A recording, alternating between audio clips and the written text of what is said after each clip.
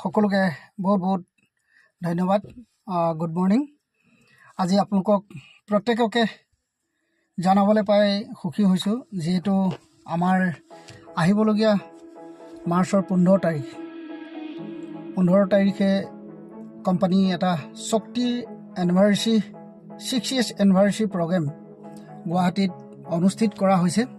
গতিকে আমি তাৰ কাৰণে বিৰাট এক্সাইটেড হৈ আছোঁ, য'ত আমাৰ ছাৰ মেডাম আমাৰ যিসকল জেডি ডিমছত কাম কৰি পেলাই যিসকলে 2-3 বছৰৰ ভিতৰত নিজে ইয়াৰ পৰা এটা ভাল লেভেলত এচিভমেণ্ট ল'বৰ কাৰণে সক্ষম হৈছে আৰু তেওঁলোকৰ যোগেদি বহুজনক এচিভমেণ্ট দিয়াবৰ কাৰণে সক্ষম হৈছে, যিটো অকল মানুহে কথাই কোৱাই নহয়, তাক প্ৰমাণ কৰি দেখুৱাবৰ কাৰণে সক্ষম হৈছে।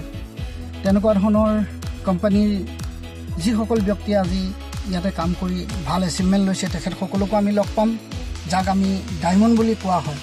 আমি প্ৰত্যেকে জানো ডাইৰেক্ট চেলিঙত কাম কৰিলে আমি প্ৰত্যেকজন ব্যক্তিয়ে হয়তো ইমান অৱগত নহ'বও পাৰোঁ, তথাপিও আমি আপোনালোকক ক'ব বিচাৰোঁ যে ডাইৰেক্ট চেলিঙত কাম কৰিলে মিটিং, ট্ৰেইনিং, ছেমিনাৰ এইখিনি আমি প্ৰত্যেকজন ব্যক্তিয়ে অন্তৰকৰণে লৈ যদি 2-3 বছৰ যদি আমি কাম কৰোঁ, য'ত 30-40 বছৰত যিটো এচিভমেণ্ট মানুহে জীৱনত চাকৰি বা ব্যৱসায় যোগেদি কৰিব নোৱাৰে, ডাইৰেক্ট চেলিঙৰ যোগেদি 2-3 বছৰৰ ভিতৰত সেইখিনি কৰিব পাৰে, যদি আপুনি প্ৰকৃত প্ৰশিক্ষণ পায়।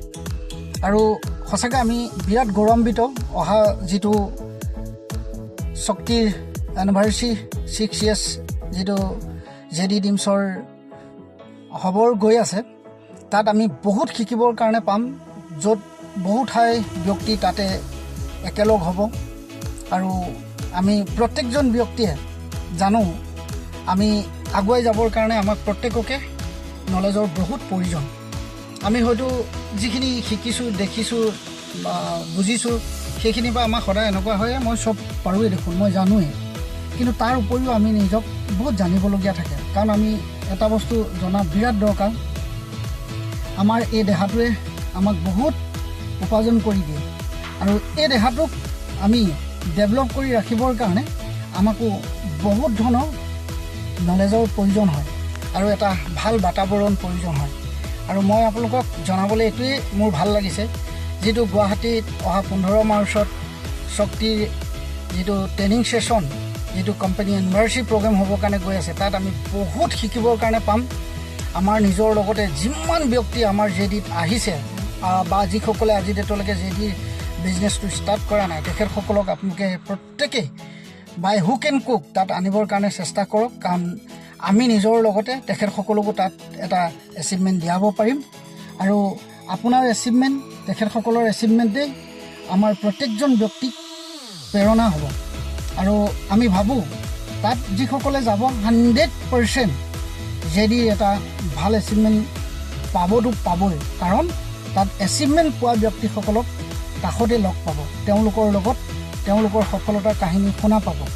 তো গতিকে মই ভাবোঁ আপোনালোক আহক, সেই প্ৰগ্ৰেমটো ছাকচেছ কৰি তোলক। যিহেতু অসমত পাতিছে, অসমৰ এটা আমি অসম যে কোনো ক্ষেত্ৰতে পিছপৰা নহয়, সেইটো প্ৰমাণ কৰি দেখাব লাগে। আমাৰ প্ৰত্যেকৰ কাৰণে বহুত এটা প্লাছ পইণ্ট হয় যদি আমি আজি দিল্লীত বা হাৰিয়ানাত বেলেগ ঠাইত যদি গৈ আমি এটেণ্ড কৰিবলগীয়া হোৱা হ'লে আমাৰ বহুত খৰচা, বহুত সময় প্ৰয়োজন হ'লে নিশ্চয় কাষতে হ'ব। গতিকে আমি কাকো এৰি যাব নালাগে, প্ৰত্যেকজন ব্যক্তিয়ে ফুল এক্সাইটমেণ্টত আমি প্ৰগ্ৰেমটো ছাকচেছ কৰাৰ কাৰণে আমি প্ৰত্যেকেই তাত হিয়া উজাৰি দিব লাগে বুলি মই ক'ব বিচাৰোঁ। আৰু মই বহুত এক্সাইটেড, আৰু মই ভাবোঁ আপোনালোকো বহুত এক্সাইটেড। আৰু আহক একেলগে আমি প্ৰগ্ৰেমটো শক্তিৰ এনিভাৰ্চাৰী ছাকচেছ কৰি তোলোঁ। জয় জেডি, জয় হো, জয় আসাম। থেংক ইউ ছ' মাছ।